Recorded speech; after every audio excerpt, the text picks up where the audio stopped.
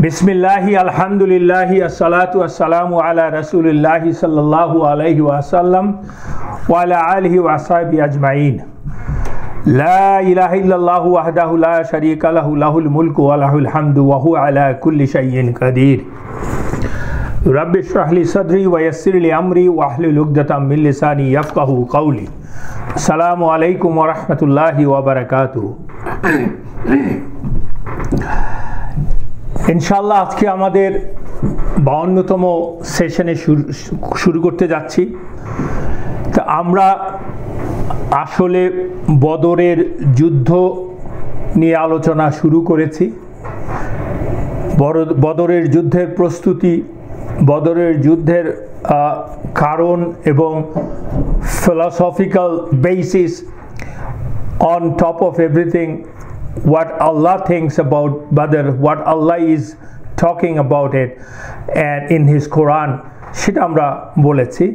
তো আমরা এখন আস্তে আস্তে বদরের যুদ্ধে পুরো ব্যাপারটার প্রস্তুতি এবং যুদ্ধের ময়দান এবং যুদ্ধের ময়দানে শুরুতে যুদ্ধের ময়দান এবং এই যুদ্ধ নিয়ে আল্লাহ সুবহানাহু ওয়া তাআলা কোরআনে কি কি নাজিল করেছেন সেসব বিষয়ে আমরা আস্তে আস্তে আসব। আমি আপনাদেরকে আগেই বলেছি যে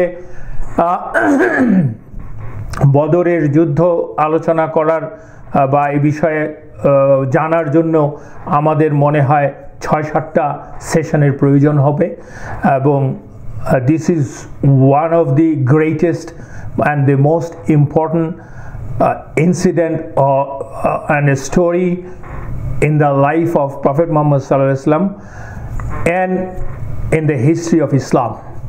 সব আমরা আলোচনা করেছি। আপনাদেরকে একটা জিনিস আমি বলতে চাচ্ছি, and you guys are well aware of that, but let me just say it again. রাসূলুল্লাহ সাল্লাল্লাহু আলাইহি ওয়াসাল্লামের সিরা যে কোনো ঘটনাই হোক, স্পেশালি যুদ্ধগুলো, কিন্তু আমরা তো আপনারা বুঝতেই পারছেন যে সাহাবাদের যে এই যুদ্ধে যারা পার্টিসিপেট করেছিলেন তাদের মুখের কথাই জড়ো করে তারপরে কালেকশন হয়েছে, হয়ে এই সিরা লেখা হয়েছে বা হাদিস এসছে। সো প্রত্যেক সাহাবার কাছ থেকে যেসব সাহাবারা বর্ণনা করেছেন, যেই সাহাবা যেই সময়ে যেই পরিস্থিতি ছিলেন সেগুলিতে ওনারা বর্ণনা করেছেন এবং একই জিনিস হয়তো দূরের থেকে দেখে আরেক সাহাবা সে ওনার পারসেপশন অনুযায়ী বর্ণনা করেছে। অনেকগুলি আছে যে সাহাবা থেকে যারা যিনি প্রেজেন্ট ছিলেন না, উনি শুনেছেন সাহাবা বা রাসূলুল্লাহ সাল্লাল্লাহু আলাইহি ওয়াসাল্লামের মুখ থেকে, উনি বর্ণনা করেছেন। আমরা আগেই বলেছি যে যখন আমরা জানতে পাই যে কোনো বর্ণনা সাহাবার থেকে এসছে, রাসূলুল্লাহ সাল্লাল্লাহু আলাইহি ওয়াসাল্লাম থেকে তো অবশ্যই সাহাবার কাছ থেকে এসছে, এটা যদি আমরা মানে যারা নাকি হাদিস কালেক্টর অ্যানালাইসিস করে ওলামারা আছে, তারা যখন নিশ্চিত হতে পারেন যে ওখান থেকে এসছে, তখন আমরা জানি যে that is a true statement, there is no doubt about it. কিন্তু ওইটুকুই প্রমাণ করতে হয় যে ওরা কাছ থেকে এসছে। যাই হোক, তো যুদ্ধ তো আসলে বদরের যুদ্ধ ব্যাপারটা তো একটা বড় প্রেক্ষাপট। বদরের যুদ্ধটা কি ব্যাপারটা কি দেখেন, মদিনাতে রাসূলুল্লাহ সাল্লাল্লাহু আলাইহি ওয়াসাল্লামের নেতৃত্বে some decisions are coming, some incidents are happening, some occurrences are going on in Medina, যেটা কিনা রাসূলুল্লাহ সাল্লাল্লাহু আলাইহি ওয়াসাল্লাম লিড করছেন।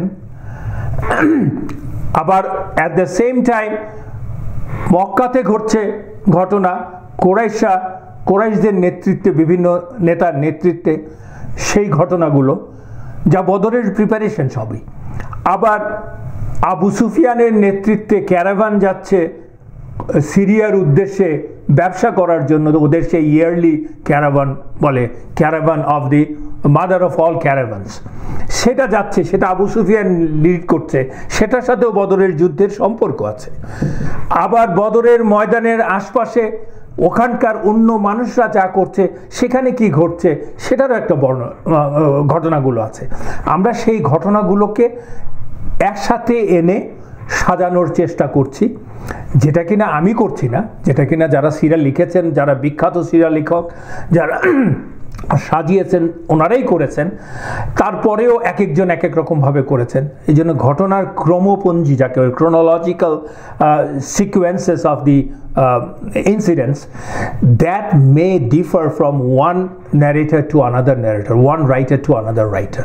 ঠিক আমার ক্ষেত্রেও সেই ঘটনা ঘটবে। কেন ঘটবে?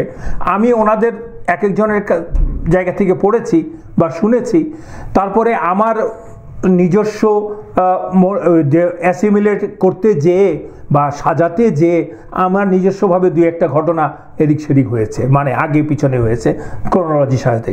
তো সেগুলি ঘটবে।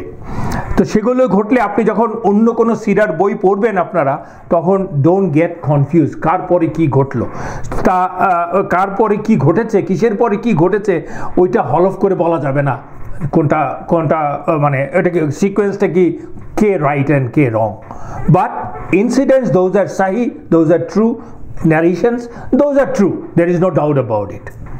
এই জন্য আমি বলে নিলাম প্রথমেই। তো আমরা শুরু করছি যে বদরের যুদ্ধের প্রান্তরে যাওয়ার আগে কিছু কিছু ঘটে যাওয়া ঘটনা নিয়ে আমরা শুরু করছি। আমরা জানি যে আমরা যা প্ল্যান করি সেরকম করে তো আর জীবন চলে না, পৃথিবীর সব ক্ষেত্রেই তাই, পৃথিবীর সব যুগে সব মানুষের ক্ষেত্রেই তাই। আমাদের একটা কথা আছে, man proposes, god disposes, right?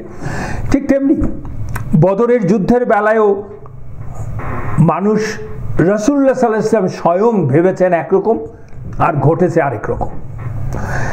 রাসূলুল্লাহ সাল্লাল্লাহু আলাইহি ওয়াসাল্লামের কাছে খবর আসলো যে কুরাইশরা তাদের, যেটা বললাম, বাৎসরিক কাফেলা বা ক্যারাভান নিয়ে সিরিয়ার উদ্দেশ্যে রওনা দিয়েছে। সেজন্য রাসূলুল্লাহ সাল্লাল্লাহু আলাইহি ওয়াসাল্লাম এর লোকেশনস, এর সাইজ কি, কাফেলার সাইজ কি, সেটা জানার জন্য রাসূলুল্লাহ সাল্লাল্লাহু আলাইহি ওয়াসাল্লাম dispatched spies and the scouts so that they can get the right information from the right source ওই কাফেলাটার সম্বন্ধে। সেই জন্য উনি রাসূলুল্লাহ সাল্লাল্লাহু আলাইহি ওয়াসাল্লাম এই ব্যাপারটা কিন্তু রেখেছেন খুব secret. He didn't tell it to everybody. He told some special sahabas who he sallallahu alaihi wasallam knew that are the right guys for those to get those informations. ঠিক তেমনি সেই বিষয়ে আনাস ইবনে মালিক রাদিয়াল্লাহু আনহু বর্ণনা করেছেন যে যখন রাসূলুল্লাহ সাল্লাল্লাহু আলাইহি ওয়াসাল্লাম জানতে পারলেন কুরাইশদের কাফেলা আসছে, সেটার অবস্থান জানার জন্য রাসূলুল্লাহ সাল্লাল্লাহু আলাইহি ওয়াসাল্লাম স্পাইস এন্ড স্কাউটস পাঠালেন। যাদেরকে পাঠালেন তারা খবর নিয়ে আসলো।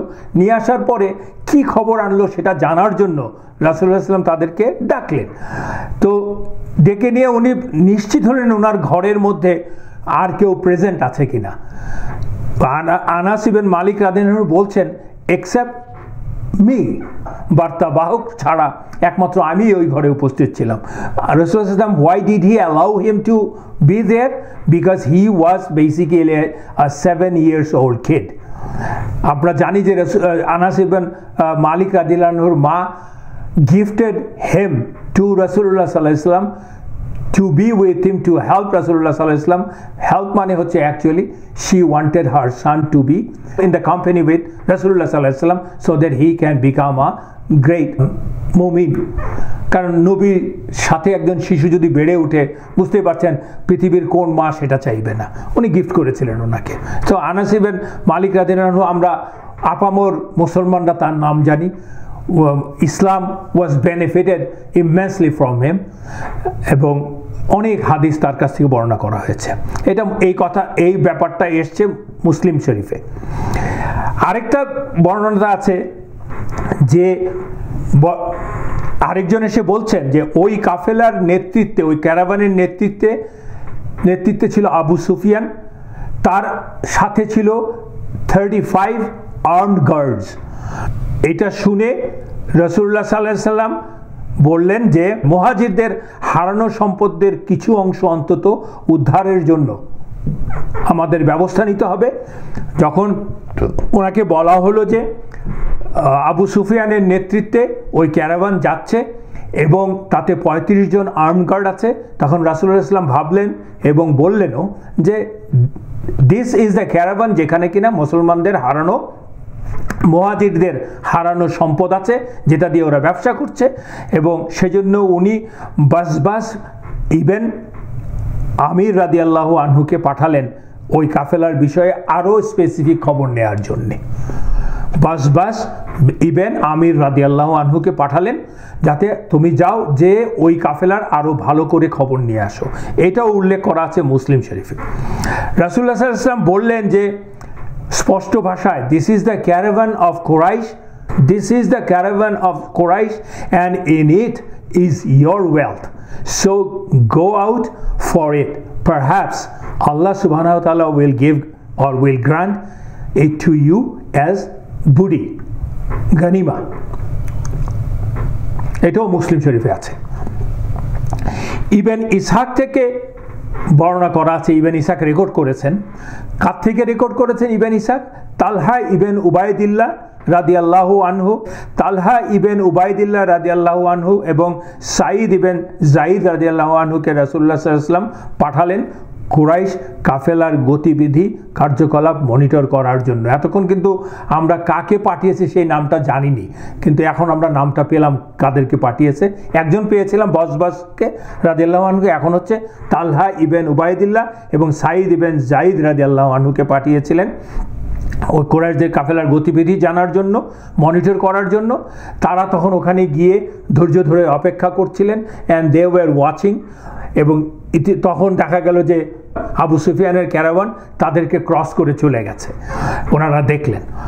এবং খবরটা সাথে সাথে তারা দুজন ওই খবরটা নিয়ে রাসূলুল্লাহ সাল্লাল্লাহু আলাইহি ওয়াসাল্লামের কাছে আসলেন। এসে তারা বললেন যে this is the caravan of Abu Sufyan and with 1000 camels, 1000 camels। তাহলে চিন্তা করে দেখেন, 1000 উটের পেছনে মাল বোঝাই করে যাচ্ছে সিরিয়ার দিকে। মানে পুরা পার্টিটা কত বড় ক্যারাভানটা। এবং পরবর্তীতে অ্যানালাইসিস করে লোকজন বলছেন, যারা নাকি এই বিষয়ে যারা ইতিহাসবেত্তা এবং যারা জানেন, বলছেন যে ওই value of that caravan should be 50,000 gold dinar, around $5 to $6 million এখনকার সময়। তো ইটস এ হিউজ থিং ওই সময়ের জন্য, তাই না? ওইখানে তখন তো আর ফ্যাক্টরিতে উৎপাদন করা মালামাল নিয়ে যেত না। So it's a big one. So কারণ হচ্ছে ওই ক্যারাভানে অ্যাকচুয়ালি মক্কার অলমোস্ট এভরিবডি উড ইনভেস্ট, কারণ মক্কার লোকদের তো কৃষিকাজ বলে কোনো কিছু ছিল না, ফ্যাক্টরিও ছিল না, ওদের কাজে ছিল ট্রেড করা। সো ওরা ওই যা আছে সেটা ইনভেস্ট করতো, এবং a big chunk of this investment is the wealth of মুহাজিরুন, যাদেরকে তারা বাড়িঘর থেকে বের করে দিয়েছে অথবা পালিয়ে এসছেন, যাদের সব কিছু ওরা কনফিসকেট করে নিয়েছে, সেটা ইনভেস্ট করা আছে। সো প্রকৃতপক্ষে, এবং এই কতটুকু ওর মধ্যে ইনভেস্ট করা আছে এর নানান মুনির নানান মতামত আছে, আমরা সেখানে গেলাম না। অনেকে অনেক ধরনের মতামত দিয়েছে, কত পার্সেন্ট আছে, but it's quite a handsome amount of money, big chunk. সেজন্যই রাসূলুল্লাহ সাল্লাল্লাহু আলাইহি ওয়াসাল্লাম সাহাবাদেরকে বলেছেন, তোমাদের ওয়েলথ ওখানে আছে, সো গো অ্যান্ড গেট ইট। সেজন্যই রাসূলুল্লাহ সাল্লাল্লাহু আলাইহি ওয়াসাল্লাম সাথে সাথে সিদ্ধান্ত নিলেন যে we will go and get that, ওই ক্যারাভানকে আমরা নেব। কারণ মুসলমানরা তখন কিন্তু, আমরা আগেই বলেছি যে, আগে আলোচনাগুলি করেছি যে অর্থনৈতিকভাবে মুসলমানদের এখন খুবই দুরবস্থা।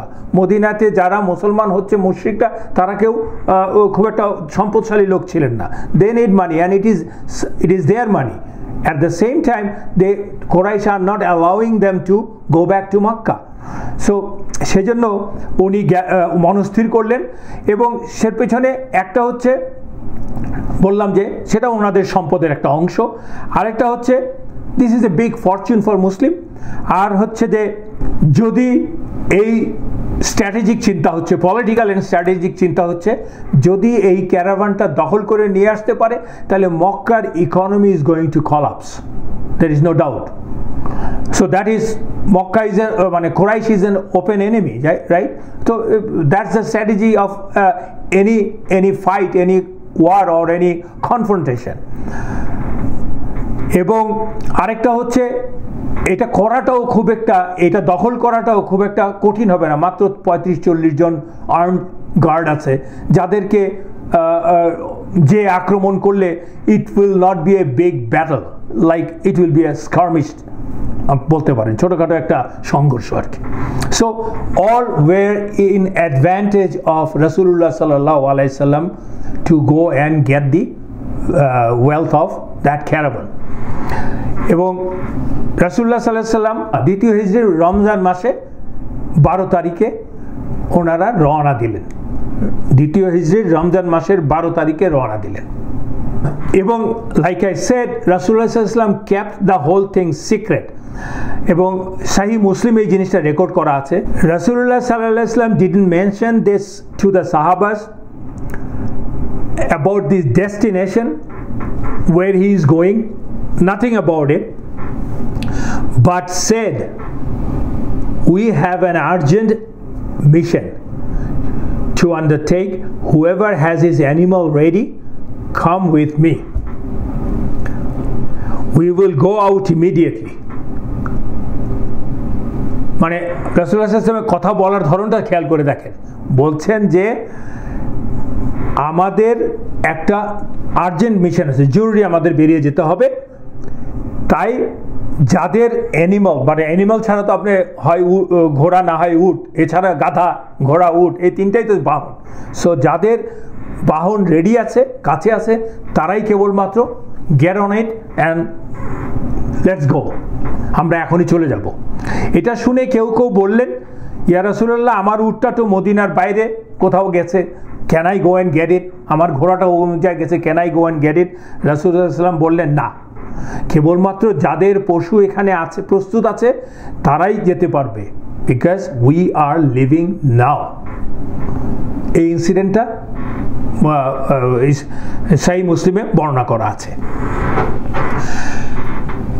এবং এই কথাগুলি রাসূলুল্লাহ সাল্লাল্লাহু আলাইহি ওয়াসাল্লাম তো ওনার মসজিদে নববীর মধ্যে ঘোষণা করেননি। সাধারণত উনি ইম্পর্টেন্ট যে কোনো জিনিস মসজিদে নববীর ভিতরে ঘোষণা করেননি। উনি না করে উনি বাইরে যেয়ে করেছেন। কেন ঘোষণা করেননি? কারণ মসজিদে নববীতে উনি তো জানেন হি ইজ রাসূলুল্লাহ, যে ওখানটায় যদি কোনো কিছু করেন ওখানে কিছু কিছু মুনাফেক তো আছেই, এবং তাদের দূত, তাদের ইনফর্মার আছে, এবং সেটা সহজেই খুব দ্রুত মুনাফেক, ইয়াহুদ এবং মুশরিক ওদের কাছে চলে যাবে, এক কান দুকান করে চারিদিকে ছড়াবে।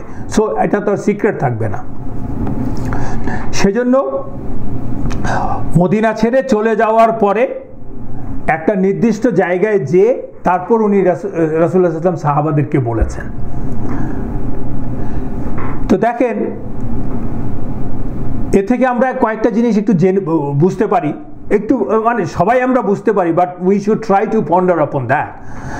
সেটা হচ্ছে যে হিকমা অফ রাসূলুল্লাহ সাল্লাল্লাহু আলাইহি ওয়াসাল্লাম, উইজডমটা, যে if that is secret and lot depends on that, it's a huge expedition, 1000 cameler biggest caravan, ওটা দখল করতে যাচ্ছেন, it has got lot of stakes, right? So এই জন্য you have to plan properly, you have to keep it secret. This is the hikmah. এবং দেখেন রাসূলুল্লাহ সাল্লাল্লাহু আলাইহি ওয়াসাল্লাম মোটামুটি মানে কি নিশ্চিত হয়ে যাচ্ছেন, he is not going for a battle, full scale ব্যাটলের জন্য যাচ্ছেন না, because by this time information চলে আসছে যে 35টা মাত্র আর্মড গার্ড আছে। সো রাসূলুল্লাহ সাল্লাল্লাহু আলাইহি ওয়াসাল্লাম জানেন যে he doesn't have to take too many people, যাদেরকে তখন বলছেন যে তোমাদের যার যার পশু আছে বা রাইড আছে, লেটস গো। এর কারণ হচ্ছে যে তাতেও যে সংখ্যাটা দাঁড়াবে, that will be good enough to overcome, to subjugate those that caravan. So এই জন্য কুইকলি ডিসিশন নিতে পেরেছেন। এবং একটা জিনিস খেয়াল করে দেখেন যে এই ডিসিশনগুলি নেওয়ার জন্য উনি কিন্তু ওনার রাইট কাজটা করছেন, how to plan on that, information নেওয়ার জন্য ব্যাপারটাকে সিক্রেট রাখা, তা সেই অনুযায়ী এক্সিকিউট করার চেষ্টা করা, উনি তাই করছেন। এবং সাহাবাদেরকে যে উনি প্রস্তুত করেছিলেন, সেটাও তো বললাম যে খুব দ্রুত প্রস্তুত করেছিলেন।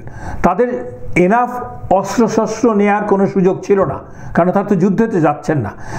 তখন আরবের লোকেরা তাদের পার্সোনাল ইকুইপমেন্ট পার্সোনাল আর্মস নিয়ে ওনারা যেতেন। Personal arm doesn't mean that's a war arm. ওনার সোর্ড থাকতো, কিন্তু ব্যাটেলের সোর্ড আর ওই সোর্ডের মধ্যে পার্থক্যও থাকতো অনেক সময়, আর স্পিয়ার্স হয়তো নাও থাকতে পারতো। সো এই জন্য পার্সোনাল আর্মস যা ছিল নিয়ে বেরিয়ে গেছে, নট ফর দ্য ব্যাটল। এবং সাহাবীরা সংখ্যাও ছিলেন খুব অল্প। বুখারীতে উল্লেখ করা আছে যে তারা ছিলেন তখন ওই মুহূর্তে, বুখারীতে যেটা আসছে সেটা হচ্ছে বলছে 300 and বিদা। 300 and বিদা। বিদা মিনস হচ্ছে আরবি ভাষায় একটা expression that is talking about 3 to 10 number, বিদা, অর ইটস এ অ্যাপ্রক্সিমেশন বলতেও বিদা বলা হয়। সহিহ মুসলিমে আছে নাম্বারটা ছিল 319 জন। ইবন কাসিরের আল বিদায়া নিহায়া এবং ইবন সাদের আত তাবাকাতে আছে 340 জন। এবং পপুলার ভিউ হচ্ছে আরও অন্যান্য জায়গা থেকে এসে যে 313 জন, যেহেতু 300 বিদায়া বলেছে আর কি। 313 জন, 2টো হর্স এবং 100-র নিচে ক্যামেলস। কোথাও আছে 80 জন, কোথায় আছে 80টা ক্যামেল, কোথাও আছে 90টা ক্যামেল, এমন আর কি। সো আমরা যেটা পাচ্ছি যে মিনিমাম নাম্বার সেটা 313 জন, 2টো হর্স এবং 100-র নিচে ক্যামেল। এই ছিল মুসলমানের সংখ্যা, মুসলমানের প্রিপারেশন ওই মুহূর্তে। দেখেন, যুদ্ধের যে প্ল্যান ছিল না, কেবলমাত্র যে ক্যারাভান দখলের জন্য ছিল, তার আরেকটা প্রমাণ, আরেকটা লজিক্যাল কনক্লুশন বলতে পারি। আমরা 2-3 ক্লাস আগে আলোচনা করেছিলাম যে মদিনায় প্রথম মুসলমানদের আদমশুমারি হয়েছিল ওই ফার্স্ট ইয়ারের মধ্যেই, কয়েক মাস আগেই। তখন আদমশুমারিতে কি পাওয়া গিয়েছিল যে 1500 মেল সাহাবা, 1500 মেল সাহাবা, those who can fight, fighting এইজের, ফাইটিং ক্যাপাবিলিটির 1500 মেল সাহাবার আদমশুমারিতে তখন হিসাব মিলেছিল, যাতে করে সাহাবারা খুশি হয়ে গিয়েছিলেন। তো যদি যুদ্ধের ইচ্ছা থাকতো, এবং তাহলে তো রাসূলুল্লাহ সাল্লাল্লাহু আলাইহি সাল্লাম ওই 1500 জনকেই কালেক্ট করার বা ম্যাক্সিমাম কালেক্ট করার চেষ্টা করতেন। কারণ আমরা জানতে পারবো যে কুরাইশরা এসেছিল যুদ্ধ করতে 1000 যোদ্ধা নিয়ে, 200 ঘোড়া, 1000 উট, তাই নিয়ে ওরা যুদ্ধ করতে এসেছিল। 1000 উটের মধ্যে কিছু হচ্ছে ফর রাইডিং আর কিছু হচ্ছে ফর ইটিং, ফুড। এর আগেই যেটা হয়েছে যে আমরা যখন মদিনা থেকে বেরিয়ে যাচ্ছেন রাসূলুল্লাহ সাল্লাল্লাহু আলাইহি ওয়াসাল্লামের সুন্নাহ হচ্ছে he appoints somebody to take care of সালা, মানে সালাতে ইমামতি করা এবং অ্যাডমিনিস্ট্রেশনের জন্য মদিনার। তখন উনি যাকে অ্যাপয়েন্টমেন্টটা দিয়ে গিয়েছিলেন তিনি হচ্ছেন বিখ্যাত সাহাবী আব্দুল্লাহ ইবেন মাখতুম। আব্দুল্লাহ ইবেন মাখতুম হু ওয়াজ ব্লাইন্ড। আমরা জানি, আমরা তার সম্বন্ধে জানি বিখ্যাত সূরা আবাসা ওয়া তাওয়াল্লা, সেখানে উল্লেখ করা আছে তার সম্বন্ধে। তো আব্দুল্লাহ ইবেন মাখতুম রাদিয়াল্লাহু আনহুকে উনি অ্যাপয়েন্টমেন্ট দিয়ে গেলেন। তারপরে যখন ইভেন্চুয়ালি রাসূলুল্লাহ সাল্লাল্লাহু আলাইহি ওয়াসাল্লাম reached to a place call আর রুয়াহা, তখন রাসূলুল্লাহ সাল্লাল্লাহু আলাইহি ওয়াসাল্লাম সেন্ড ব্যাক আবু লুবাবা রাদিয়াল্লাহু আনহু to Medina to take care of Medina, because that was a serious issue, because মদিনাতে তখন অনেক লোক, অনেক সাহাবী আছেন, এবং this is for the first time রাসূলুল্লাহ সাল্লাল্লাহু আলাইহি ওয়াসাল্লাম এতজন নিয়ে মদিনা থেকে বেরিয়েছেন। দেখেন, একটা জিনিস খেয়াল করে দেখেন, আমরা কথায় অনেক কথাই ইসলামের আলোচনা, ইসলাম, মুসলমান এবং ইসলামের বিষয়ে আমরা আলোচনা করি যে we are not aware of human rights, we are not aware of animal rights, we are not aware of the disable people, all this kind of nonsense basically. রাসূলুল্লাহ সাল্লাল্লাহু আলাইহি ওয়াসাল্লাম ওই সময়ে মাখতুম রাদিয়াল্লাহু আনহুকে মদিনার অ্যাডমিনিস্ট্রেটর বলেন, গভর্নর বলেন দিয়ে গেছেন, যিনি কিনা ব্লাইন্ড, হি ইজ ডিজেবল বলেন, ইনকেপেবল বলেন, আর যেই টার্মিনোলজি ইউজ করেন না কেন, সেই একজন মানুষকে এই দায়িত্ব দিয়ে গেছেন। তখনও অনেক সাহাবারা কিন্তু রয়ে গেছেন, আরও অনেক সিনিয়র সাহাবারা রয়ে গেছেন, দিয়ে গেছেন। কেন দিয়ে গেছেন? Because he deserves that, he deserves that by virtue of his quality, উম্মে মাকতুম রাদিয়াল্লাহু আনহু। এবং though it was a very critical situation, critical time, though at that point in time, in that era, এবং ওই এরা কেন এখন পর্যন্ত আসলে কিছু যে এই ধরনের ফিজিক্যালি ডিসেবল লোকরা সমাজে they were outcast, basically a blind man for some people, for some society they were cursed। সেখানে রাসূলুল্লাহ সাল্লাল্লাহু আলাইহি ওয়াসাল্লাম তাকে দিয়ে গেছেন, তাকে শুধু একবার দেন নাই, প্রায় ডজন টাইম ওনাকে কিন্তু এই মদিনার দায়িত্বে দিয়ে উনি রাসূলুল্লাহ সাল্লাল্লাহু আলাইহি ওয়াসাল্লাম এক্সপেডিশনে বেরিয়েছেন। সো দিস ইজ রাসূলুল্লাহ সাল্লাল্লাহু আলাইহি ওয়াসাল্লাম, this is the teaching of Islam. So মানুষ যখন কোনো কথা বলে ইসলামের টিচিং সম্বন্ধে, we shouldn't get disturbed at the center, offended, or we shouldn't be shaky, right? We should know about our heritage, about the teaching of Rasulullah sallallahu alaihi wasallam and the practice, and for long time. And there are other examples. Eventually Rasulullah sallallahu alaihi wasallam and the Sahabas, they camped at a place called Buyut as-Suqaya, Buyut as-Suqaya। কেন থেমেছিলেন? To take account of the contingent. কারণ Medina থেকে বেরিয়েছেন তো রাসূলুল্লাহ সাল্লাল্লাহু আলাইহি ওয়াসাল্লাম কাউকে কোনো সুযোগ দেন নাই, কত কথাবার্তা বলার মানে সময় দেন নাই, এবং অ্যাট দ্য সেম স্পেশাল কয়েকজন সাহাবী ছাড়া, এবং ওনারও সুযোগ ছিল না আসলে কারা কোন লোকগুলি কী অবস্থায় এসছে আর কি। সেজন্য উনি ওইখানে একটা সবাইকে পরীক্ষা করে দেখছেন, কাউন্ট করছেন, এবং সম্ভাবনা আছে যেহেতু ওখানে একটা কনফ্রন্টেশনের সম্ভাবনা আছে, সেহেতু যাদেরকে উনি নেবেন তারা কতটা ফিট, কতটা এবল, ওটা দেখতে হবে তো, এবং কী নিয়ে যাচ্ছে সব হিসাব নিচ্ছেন আর কি, এবং প্রত্যেকের যোগ্যতাও পরীক্ষা করছেন।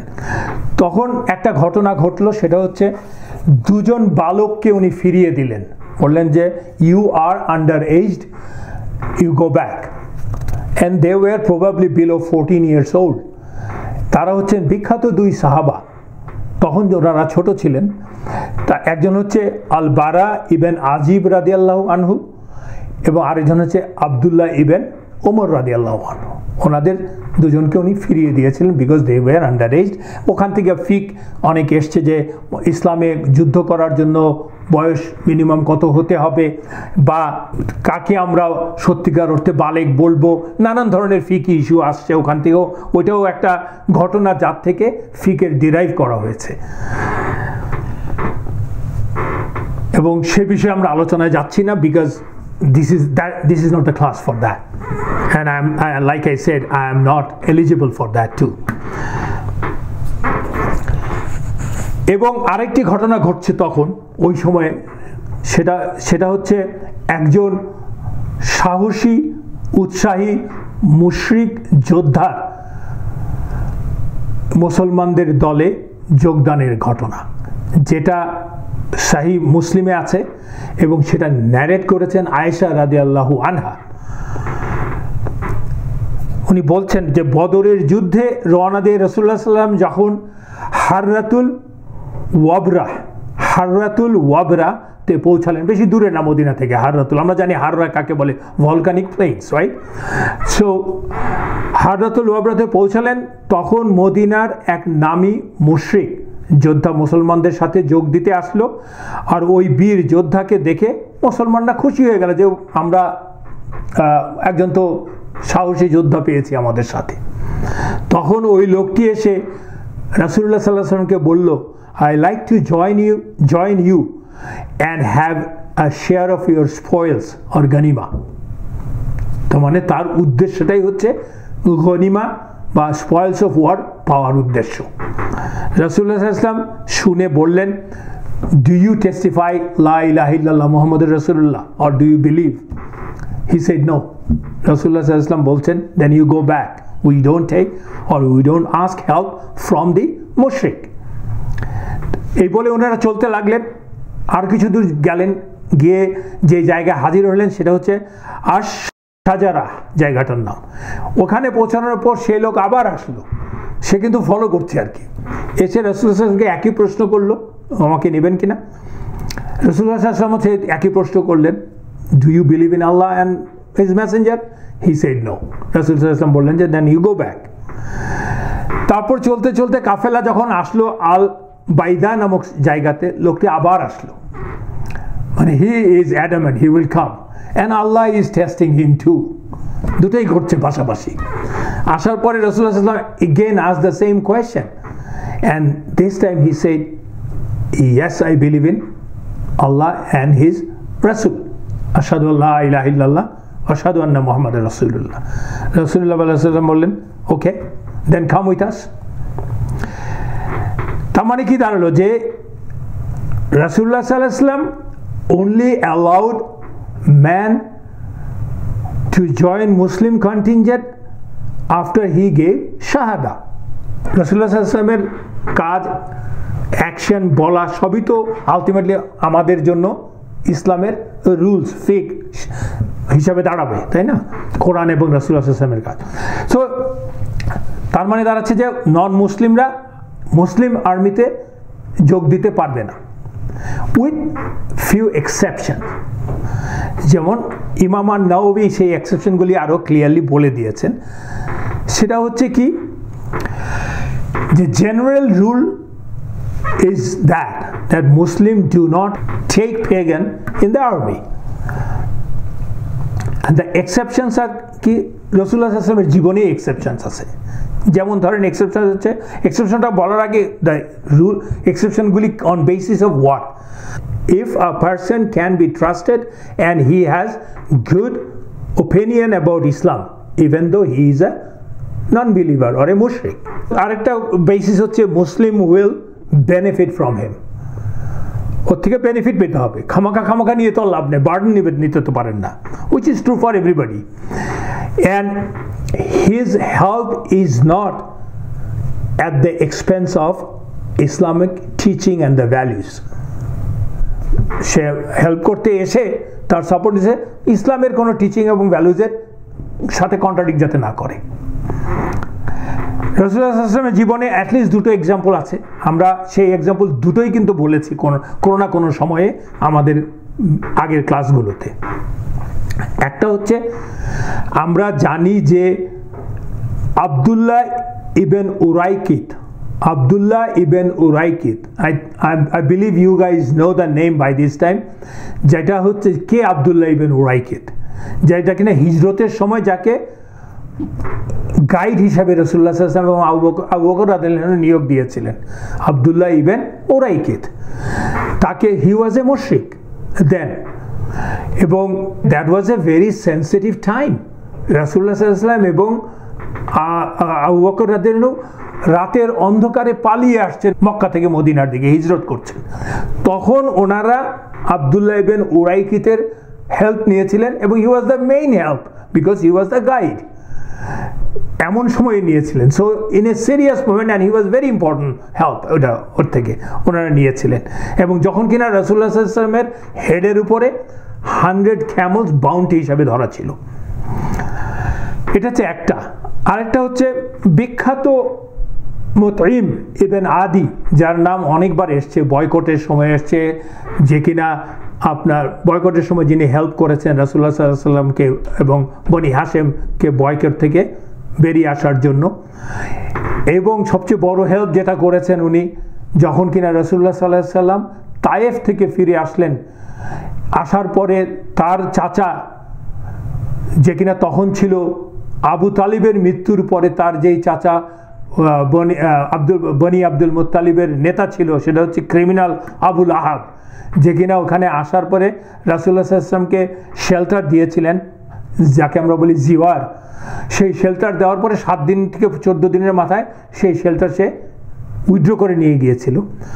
সেই সময়ে রাসূলুল্লাহ সাল্লাল্লাহু আলাইহি ওয়াসাল্লাম মক্কায় কিছুতেই থাকতে পারতেন না যদি কিনা মুতাইম ইবনে আদি রাসূলুল্লাহ সাল্লাল্লাহু আলাইহি ওয়াসাল্লামকে শেল্টার না দেন, জিওয়ার না দেন, তখন সেই শেল্টারটা উনি নিয়েছিলেন। তার মানে দেয়ার আর এক্সাম্পলস, এবং সেই দুজনেরই intention was very good. Mutim ইবনে আদি সম্বন্ধে আরও আসবে, কিন্তু রাসূলুল্লাহ সাল্লাল্লাহু আলাইহি ওয়াসাল্লাম ওর সম্বন্ধে কী কমেন্ট করবেন আমরা পড়েছি আগেই, সেটা আবার আসবে হয়তো। তো যে আজকে যদি মুতাইম ইবনে আদি থাকতো তাহলে আমি আজকে আমার এই সব প্রিজনার অফ ওয়ারকে ও যা বলতো তাই করতাম, ও যেই ভার্ডিক্ট দিত তাদেরকে তাই করতাম। বদরের যুদ্ধে তাদেরকে প্রিজনার অফ ওয়ার রেখেছিল।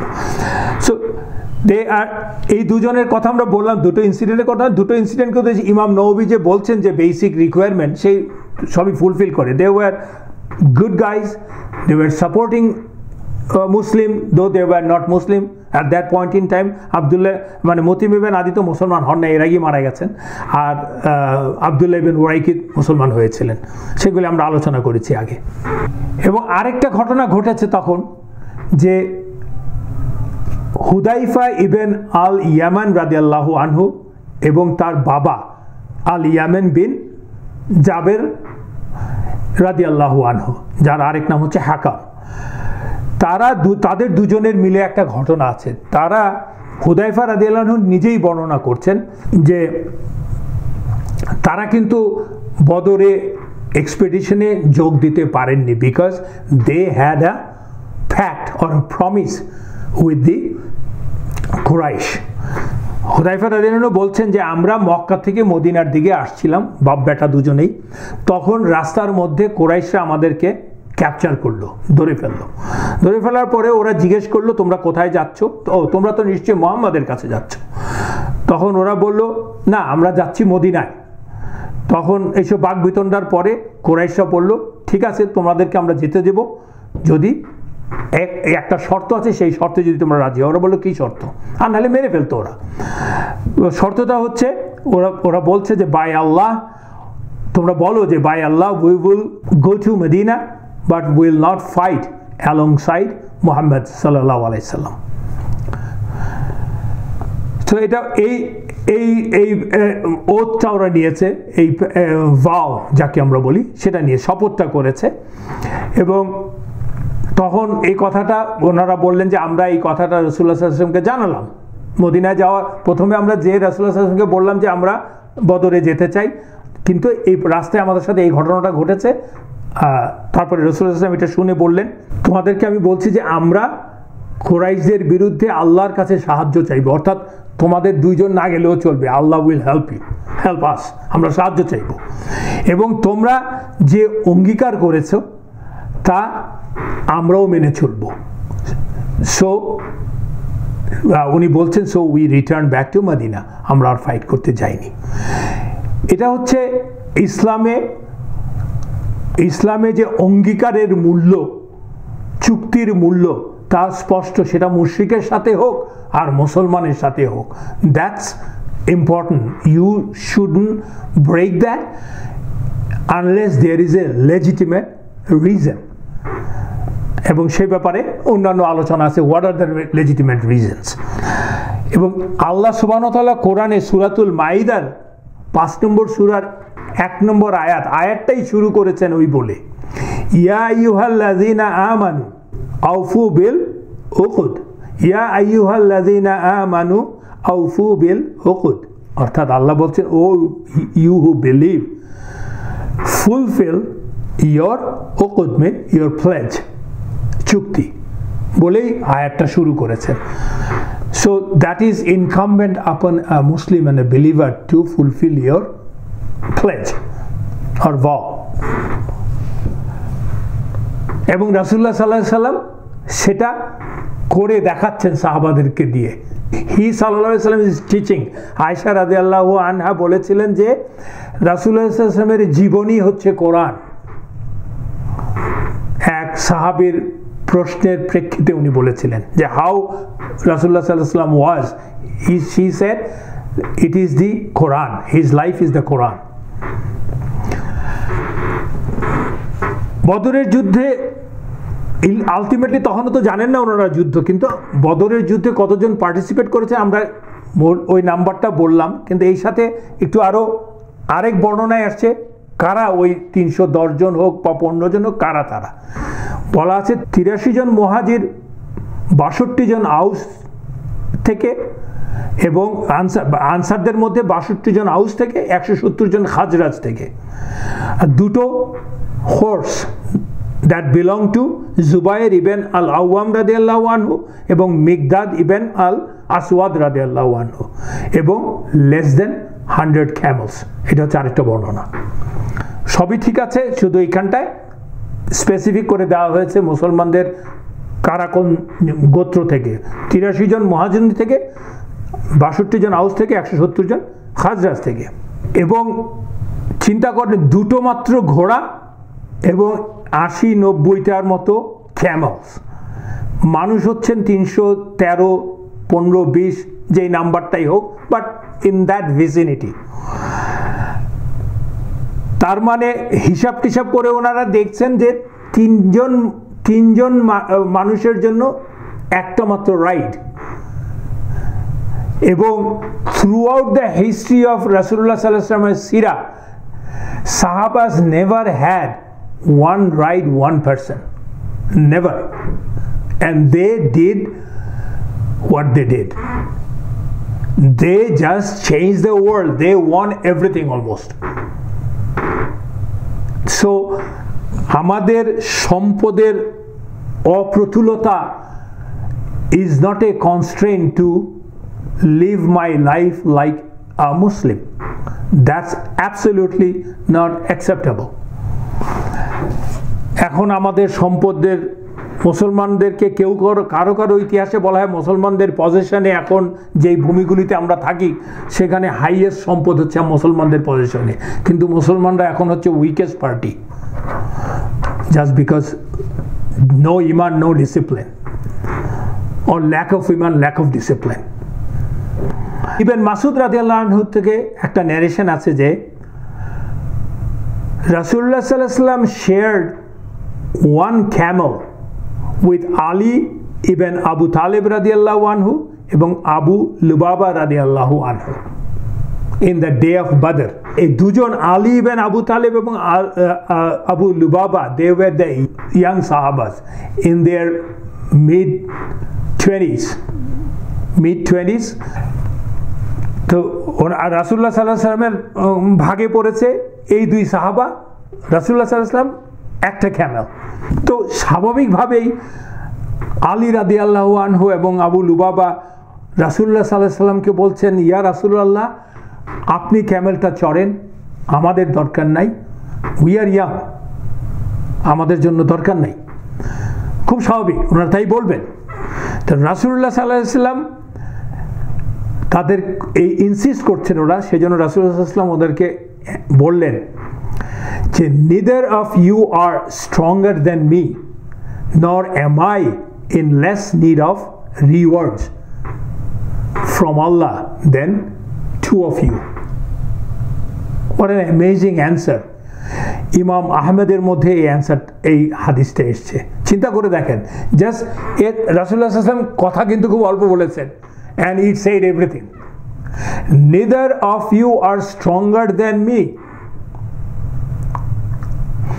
and nor am I in less need of rewards, ajr, purushkar from Allah than two of you.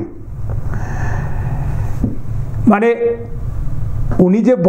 উনি যে ওনাদেরকে না করলেন সেটা করার মধ্যে স্মার্টনেস এন্ড হিকমা দেখেন। উনি ওনাদের বলছেন মানে শক্তির ব্যাপারে উনি নিজেকে কম শক্তিশালী মনে করেন না, এবং আসলেও না। এবং ইয়াং ম্যানদেরকে বলছে, ইয়াং ম্যান ডোন্ট ওয়ারি, আমিও শক্তিশালী লোক, আই ক্যান ওয়াক। এবং সেই সাথে বলছেন যে এটা করতেছে কেন ওনারা, এই কাফেলায় ওনারা যাচ্ছেন কেন? So that Allah forgives them, Allah reward them. রাসূলুল্লাহ সাল্লাল্লাহু আলাইহি ওয়াসাল্লাম, আমি তোমাদের চেয়ে আমার রিওয়ার্ডের প্রয়োজন কম নাই।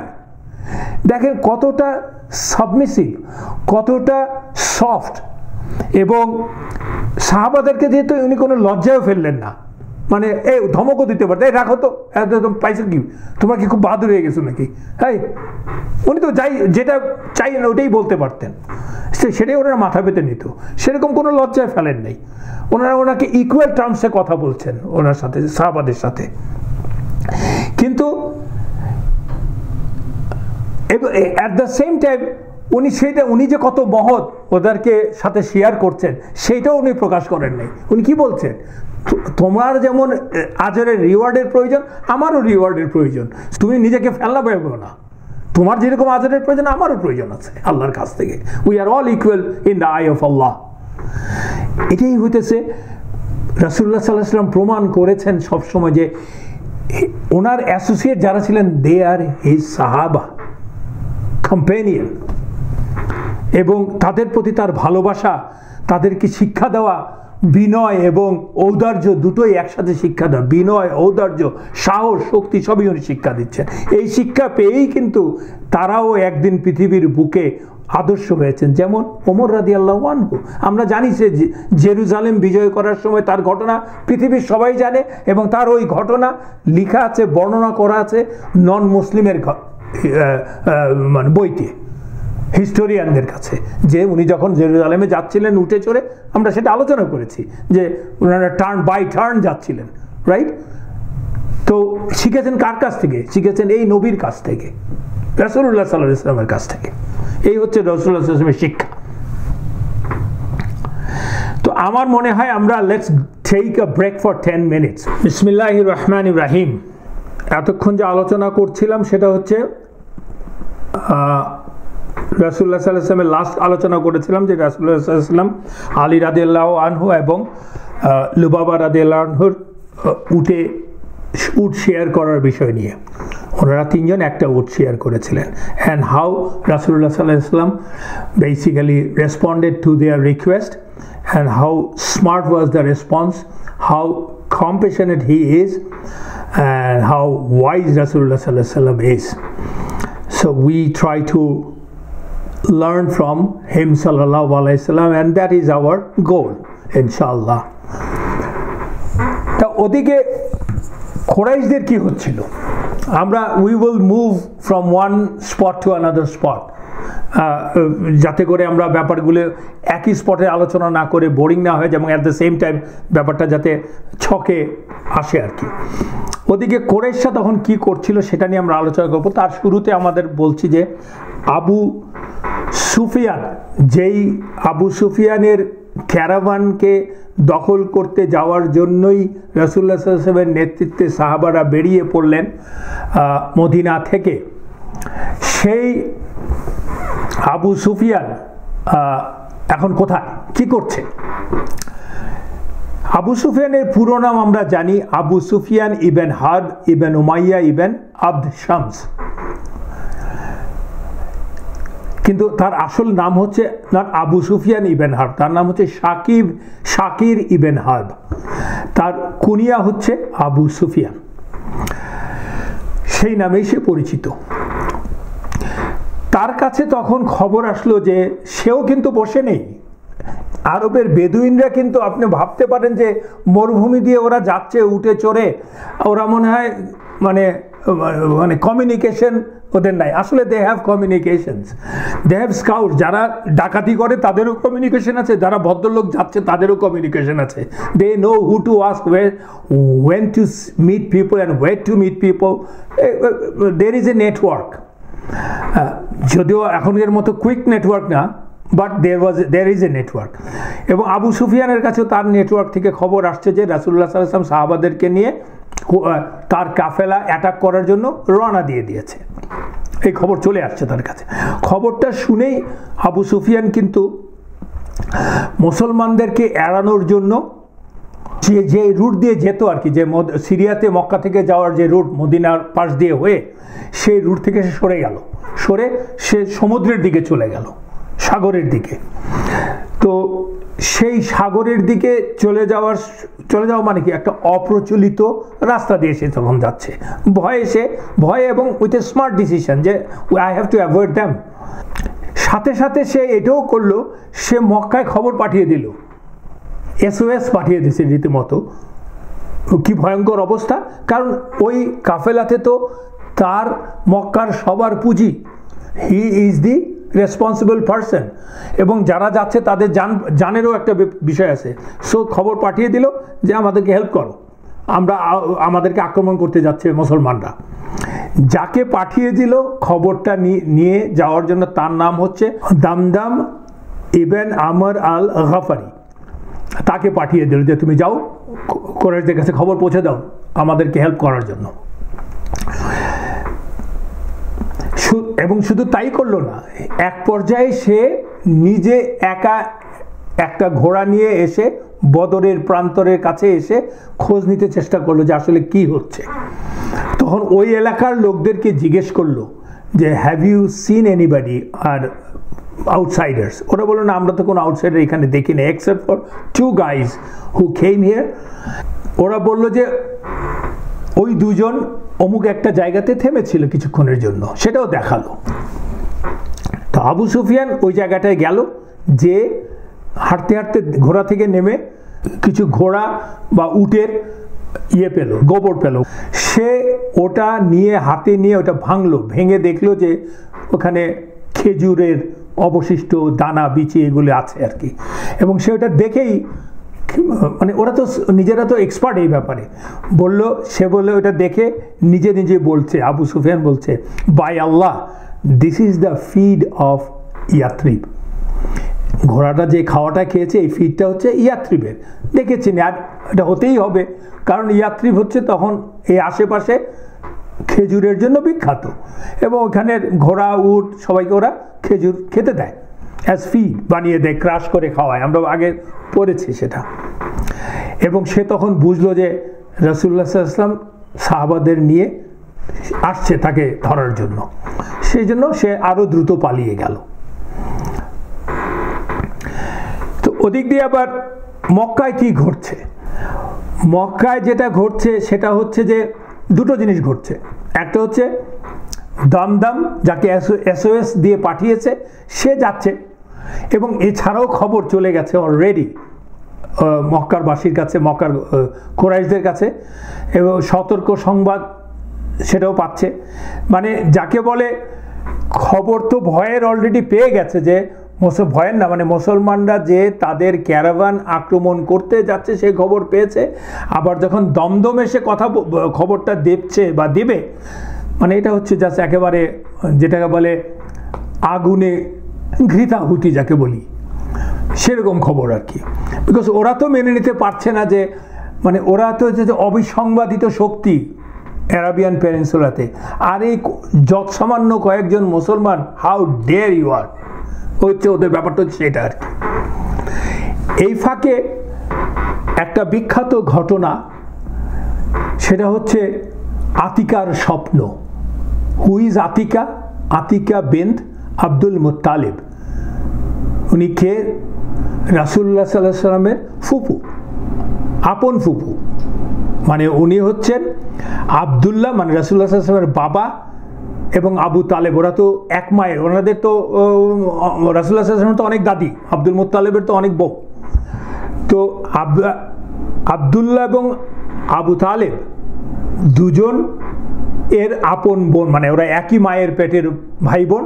এ হচ্ছে 3 জন। আপন ফুপু হচ্ছে আতিকা, রাসূলুল্লাহ সাল্লাল্লাহু আলাইহি ওয়াসাল্লামের আপন ফুপু। তো সেই আতিকা স্বপ্ন দেখেছেন। এফাকে একটু বলে রাখি যে ইতিহাস বলে যে দুটো মতামত আছে। একটা মত হচ্ছে রাসূলুল্লাহ সাল্লাল্লাহু আলাইহি ওয়াসাল্লামের ফুপুদের মধ্যে কেবলমাত্র সাফিয়া রাদিয়াল্লাহু আনহা, সাফিয়া বিনতে আব্দুল মুত্তালিব রাদিয়াল্লাহু আনহা, শি বিকেম মুসলিম, আর কেউ হয়নি। কিন্তু ইবন ইসহাক এবং ইবন সাদ থেকে বর্ণনা যেটা এসছে সেটা বলা হচ্ছে এই আতিকাও মুসলমান হয়েছিলেন। আল্লাহু আলম, তো খুব একটা ডিটেল নাই আর কি ব্যাপারে। আতিকা কি স্বপ্ন দেখেছিলেন যেটা নিয়ে আমরা এখন কথা বলবো, এবং তার ফলাফলটাই বা কি হয়েছিল। মানে যে স্বপ্নটা উনি দেখেছিলেন সেটা হচ্ছে দমদম, যাকে আবু সুফিয়ান মক্কায় পাঠিয়েছিল, সে পৌঁছানোর 3 দিন আগে উনি স্বপ্ন দেখেছিলেন। স্বপ্নটা হচ্ছে এরকম বর্ণনা হচ্ছে, in a fine morning Atika woke up from the sleep very agitated, very perturbed, and very concerned. She called on her brother, তার ভাইকে আল আব্বাস, যে কিনা তার আরেক মায়ের পেটের ভাই, আল আব্বাস, তাকে জিজ্ঞেস করলো, তাকে বলল যে, oh my brother, I have seen a dream and it has scared me. It is so scary that it has scared me and I am very disturbed. সেই ড্রিমটা কি? সেটা হচ্ছে আগামী 3 দিনের মধ্যে মক্কায় একজন ক্রায়ার আসবে। ক্রায়ার মানে সতর্ককারী আর কি, বা ঘোষক। and he'll come on his camel and will go to Kaaba and cry out to the people saying, "O traitors of Makkah, come out. 3 days from now you guys are going to meet your death." চিন্তা করেন, স্বপ্ন দেখছে vivid, very specific. "O traitors of Makkah, come out. In 3 days you are going to meet your death." এবং সেই ক্রায়ার, সেই ঘোষক কাবার ছাদে উঠে একই কথা চিৎকার করে বলল। সে মক্কার যে পাহাড় আবু কুবাইস, সেই কুবাইসের পাহাড়ের উপরে উঠেও সে একই কথা চিৎকার করে বলল। ওদেরকে ট্রেইটার বলছে কেন? ও ট্রেইটার বলছে কারণ হচ্ছে they have kicked out their own blood from Makkah, from their houses, that is Muhajirun. This is unprecedented in Arabia, unprecedented in tribal society. You can't kick out your own members of your own tribe from their homes, because once you kick them out, you are denying the blood connection, which is the most important ingredient of tribal society, that you have to have a blood connection. That is the tribe. That's the reason they are proud of their tribes. So he is calling them traitor. It shows one thing. উনি স্বপ্ন দেখলেন, তো এটা স্বপ্ন দেখার মানে কি? মক্কার লোকেরা, অন্যরা যারা কুরাইশরা আছে, ওনাদের হিজরতের পরে, মুসলমানদের হিজরতের পরে তাদের সবার মধ্যে এই জিনিসটা কম বেশি কাজ করছে যে আমরা কি করলাম, যে আমাদের জন্য ওরা বেরিয়ে গেল। মনে আছে ওই যে ফার্স্ট যখন হাবাসায় যাচ্ছিল তখন থেকেই কিন্তু ওদের মধ্যে সেই কথা হচ্ছিল যে আরবের লোকেরা তো আমাদেরকে ডিফেম করছে, যে আমাদের লোককে আমরা বের করে দিয়েছি, যেটা কিন্তু আরবে মানে নেভার হার্ড অফ। সো এইটা ওদের মধ্যে মনে, ক্রিমিনালের মনেও তো অপরাধ বোধ কাজ করছে আর কি, সেটাই দেখছে স্বপ্ন। এবং উনি বলছেন, this ক্রায়ার took a huge rock, he just rolled it down the mountain, এবং সেটা যখন রোল করছে, ইটস বেসিক্যালি স্প্লিটিং এবং ইন পিসেস হয়ে ওটা থেকে যে ফেবলস, নুড়ি পাথর বেরিয়ে আসছে, ছিটে আসছে, that is hitting every house of Makkah.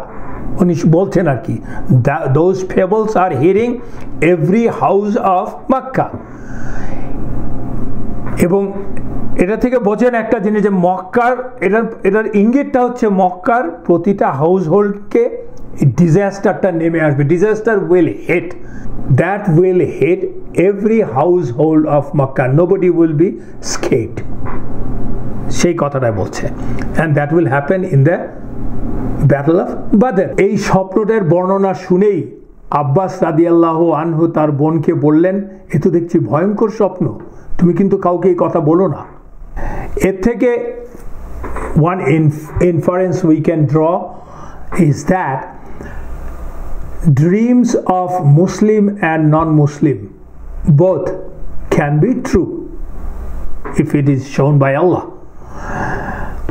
এবং কোরআনেই তার উদাহরণ আছে, আমরা আগের ক্লাসেও বলেছি। ইউসুফ আলাইহিস সালামের সময় সূরাতুল ইউসুফে আছে, যেই স্বপ্নটা দেখেছিল তখন মিশরের রাজা, যার এক্সপ্লানেশন দেওয়ার জন্য ইউসুফ আলাইহিস সালামকে জেলখানা থেকে বের করে নিয়ে আসা হয়েছিল, সেই 7টা গাভীর স্বপ্ন। যাই হোক, কিন্তু আব্বাস রাদিয়াল্লাহু আনহু তার বোনকে সাবধান করে দিলেন, কিন্তু উনি নিজেই সাবধান থাকতে পারলেন না। উনি ওনার বন্ধু আল ওয়ালিদ ইবেন উতবার, সে বিখ্যাত উতবার ছেলেকে বলে দিল। উতবাও তার বাবাকে যে বলে দিল, ওয়ালিদও তার বাবাকে বলে দিল উতবাকে যে। আলটিমেটলি উইদিন নো টাইম মক্কার মধ্যে ছড়িয়ে গেল এবং মক্কার লোকজন খুব উদ্বিগ্ন হয়ে গেল এবং কেউ ম্যাক্সিমাম লোকই বিশ্বাস করলো এবং যারা বিশ্বাস করলো না তারা হাসলো, কিন্তু যারা বিশ্বাস করলো তারা উদ্বিগ্ন হয়ে গেল।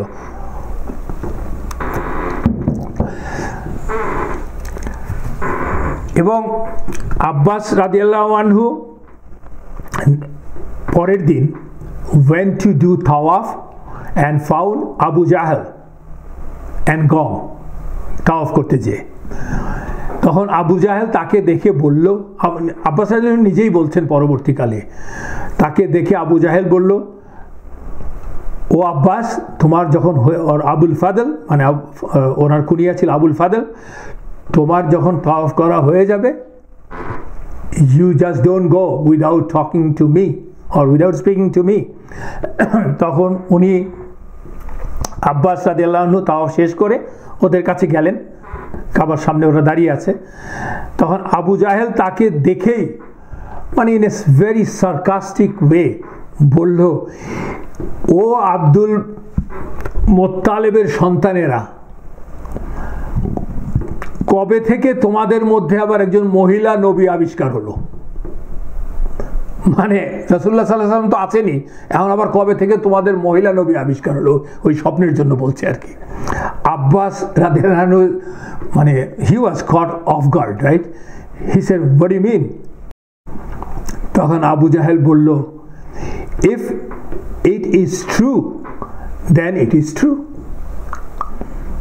and if it isn't true and if it doesn't happen, then by Allah we will post on the door of Kaaba,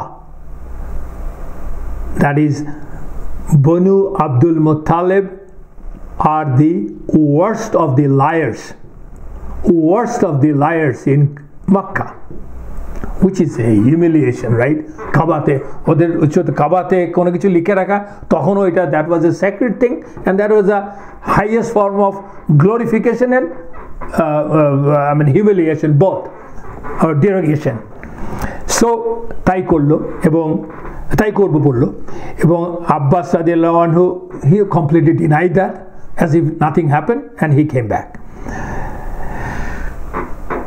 তার মানে ব্যাপারটা দাঁড়াচ্ছে, আবু জাহেল হচ্ছে বনু মাখজুম আর এরা হচ্ছে বনু আব্বাস হচ্ছে বনু আব্দুল মুত্তালিব। এই দুজনের দুই গোত্রের দ্বন্দ্ব চরমে উঠে গেছে আর কি। এবং আব্বাস রাদিয়াল্লাহু আনহু যখন বাড়ি ফিরে আসলেন, এসে দেখলেন খবর তো চলে যাচ্ছে দ্রুত, সবাই তো বাড়ি তো কাবার আশপাশে ঘিরেই, সবাই তো আওয়াজ শুনেই বুঝতে পারছে। এসে দেখে তাদের বাড়ির ভেতরে মহিলারা, they were just furious, they started mocking him. ওরে আব্বাস রাদিয়াল্লাহু আনহু বলছে যে, are you not a man, couldn't you even defend your woman? মানে you are so helpless, right? তো তখন আব্বাস রাদিয়াল্লাহু আনহু পরবর্তীতে আবার বলছেন যে, first thing in the next morning I did is I walked to Kaaba, found Abu Jahl over there with his gong. As soon as he saw me, he became pale and walked away from me. অন্য ঘটনা ঘটছে এখন পরের দিন। But I went to face him only to find Damdam has already arrived. Damdam চলে আসছে already. দামদাম কেন আবু জাহেল তাকে অ্যাভয়েড করছে, এখন আমরা দামদামের ঘটনা শুনলেই বুঝতে পারবো আবু জাহেলের এই নতুন রূপ কেন। He was also scared, or I mean not in his original mocking mood. Damdam যখন আসছে খবর নিয়ে, দামদাম ওয়াজ মানে হি ডিড এ মেলোড্রামা যাকে বলে আর কি। কারণ কোরাইশরা তো already furious, I mean, knowing that Rasulullah sallallahu alaihi wasallam and the Sahabas are targeting their caravan, I mean, that was to them that was sheer audacity from Muslims. How dare you guys are? On top of and they think that they are untouchable, and on top of that, Damdam came and he did what he did. ওই কি করলো আপনাকে, মানে দমদমের মেলোড্রামাটা কি, ও মক্কায় ঢোকার আগেই যেই উটটা চড়ে আসছিল ওর উটের নাক কেটে দিল এবং নিজের গায়ের কাপড় ছিঁড়ে ফেলল, উটের রক্ত নিজের গায়ে মাখিয়ে নিল এবং উদ্ভ্রান্তের মতো মক্কায় ঢুকলো চিৎকার করতে করতে, to make it a dramatic one. And he was crying, "Oh Quraysh, the caravan, your wealth with Abu Sufyan, Muhammad and his Sahabas attacked your caravan. I don't think you will be able to save it, so help." মানে যতটা drama করা যায় আর কি।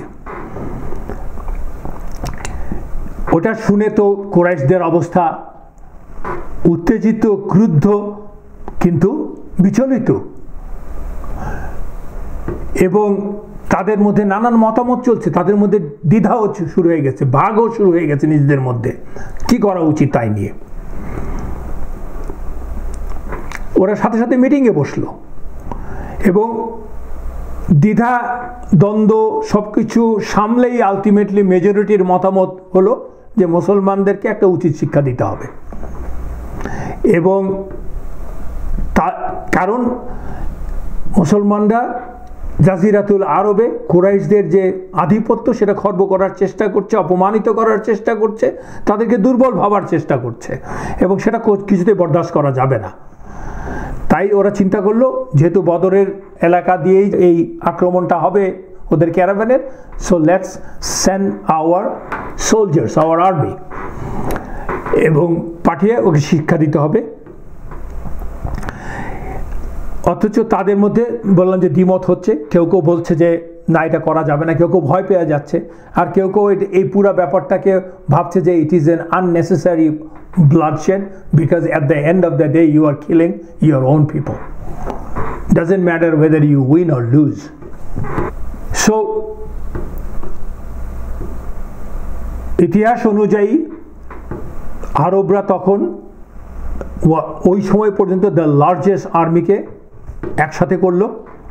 দে took representative from every household, এবং এরা যুদ্ধের জন্য যত সক্ষম পুরুষ ছিল প্রত্যেক হাউস হোল্ড থেকে একসাথে করে, এবং যারা কিনা যুদ্ধে যেতে অপারগ ছিল যে কোনো কারণেই হোক, তারা ও পর্যন্ত মার্সেনারি ভাড়া করলো, তাদের পরিবর্তে লোকজনকে টাকা দিয়ে যুদ্ধে পাঠানোর জন্য নিয়ে আসলো, জড়ো করলো। দেখেন ওই যে আতিকার স্বপ্ন ছিল, স্বপ্ন দেখেছিল যে প্রতিটা ঘরে সেই পেবলস হিট করছে, সেটা কিন্তু হচ্ছে, আস্তে আস্তে তৈরি হচ্ছে, প্রতি ঘরের থেকে মানুষ রিপ্রেজেন্টেটিভ যাচ্ছে। At the end of the day after Badr, and they will be hit by the painful death. তাদের মধ্যে কেউ কেউ যুদ্ধে যায় নাই, যেতে চায় নাই, যেতে পারে নাই, ভয়ে অথবা অযথা রক্তক্ষরণের জন্য, তার কিছু আমরা বর্ণনা করছি। যেমন আবুল আহাব যুদ্ধে যায়নি, দ্য ক্রিমিনাল আবুল আহাব। সে করেছে কি, আস ইবেন ওয়াইল নামে একজনকে তার বদলে পাঠিয়েছে, কারণ আস ইবেন ওয়াইল এর কাছে সে 4000 দিরহাম পাইতো, 4000 দিরহাম ডেট ছিল আস ইবেন ওয়াইলের, সেইটার পরিবর্তে সে যুদ্ধে যেতে রাজি হলো এবং আবুল আহাব গেল না, সেটা মূল কারণ। আর কারণ বলা হয় যে যেহেতু সে is the leader of Abdul Muttalib clan, এবং মূল দ্বন্দ্বটাই হচ্ছে ওরা ধরে নিচ্ছে আবুল হাশেম মানে বনু হাশেমের লোক বা বনু আব্দুল মুত্তালিব, যেহেতু রাসূলুল্লাহ সাল্লাল্লাহু আলাইহি ওয়াসাল্লাম ফ্রম দ্যাট ক্ল্যান, এবং সেজন্য it is not probably befitting for him to go and fight against his own clan. এটা একটা ধারণা। এন্ড আসল কথা হচ্ছে আল্লাহরই মর্জি, কারণ সে তো বেঁচে না থাকলে তো সেই সূরা মাসআদ তাব্বাত ইয়াদা আবি লাহাবি ওয়া তাব মা আগনা আনহু মালুহু ওয়া মা কাসাব সায়াসলা নারান যাতা লাহাব ওয়া ইমরাতু হাম্মালাতাল হাতাব ফি জিদিহা হাবলুম মিন মাসাদ। সেটা আমরা জানি যে সেই ইচ্ছা করলেই তো আবু লাহাব পারত ইসলাম গ্রহণ করে, অন্ততপক্ষে ফেক ইসলাম গ্রহণ করে এই সূরা মিথ্যা প্রমাণ করতে, কিন্তু সে তো পারে নাই, সে তো আলটিমেটলি করে নাই। দ্যাটস দ্য কুদরা অফ আল্লাহ। সো সেটাও তো প্রমাণ হতে হবে। এবং এছাড়াও আরও অনেক নেতা যুদ্ধে যেতে চায়নি। তার মধ্যে একজন হচ্ছে উতবা ইবেন রাবিয়া, যেই উতবার কথা আমরা পড়েছিলাম রাসূলুল্লাহ সাল্লাল্লাহু আলাইহি ওয়াসাল্লাম যখন তায়েফে গিয়েছিলেন, যেই বাগানে আশ্রয় নিয়েছিলেন উনি, সেই বাগানের যে মালিক দুই ভাই, তারা ছিল Utba ibn Rabiya and Saiba ইবেন রাবিয়া, যারা কিনা আঙ্গুর পাঠিয়েছিল ওনাকে খাওয়ার জন্য। সে যেতে চাচ্ছে না। তখন সাইবা বলল, তার ভাই বলল তাকে, আমরা যদি এই মুহূর্তে আমাদের লোকদের এই অত্যন্ত কঠিন সময়ে উপেক্ষা করি, তাহলে সারা জীবন আমাদেরকে এই অবমাননা, অসম্মান বা অপমান বয়ে বেড়াতে হবে। So we should go. এবং তারা আলটিমেটলি গিয়েছে, এবং আল্লাহর ইচ্ছাতে ওই দুই ভাই কিন্তু বদরে নিহত হয়েছে।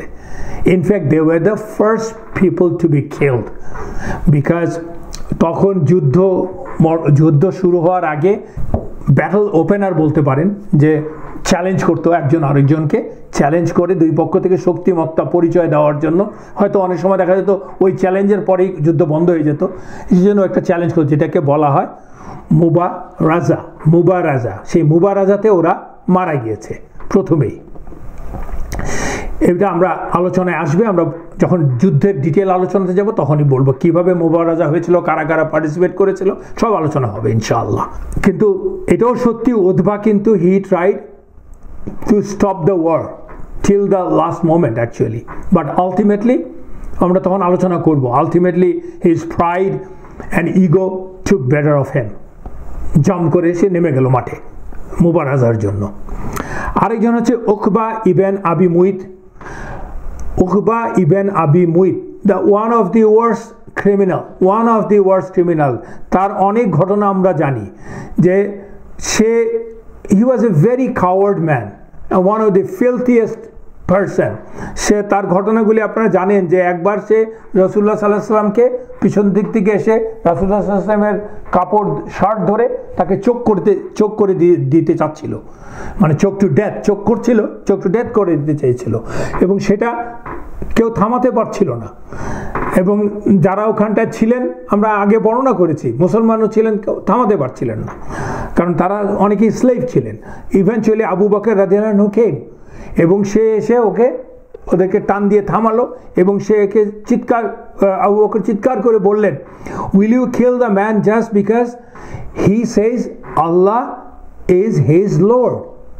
Will you kill the man just because he says Allah is his Lord? যেই কথাটা কিনা আল্লাহ কোরআনে পর্যন্ত বলেছেন, সূরাতুল গাফিরের 28 নম্বর আয়াতে আল্লাহ কোরআনে বলেছেন, আমরা শুরুতে এই বিষয়ে আলোচনা করেছি। This is the Uqba. ও আরও কাজ করেছে আবুল আহাবের প্ররোচনায়। মনে আছে একদিন আবুল আহাব বলছিল যে, কে আছো যে ওই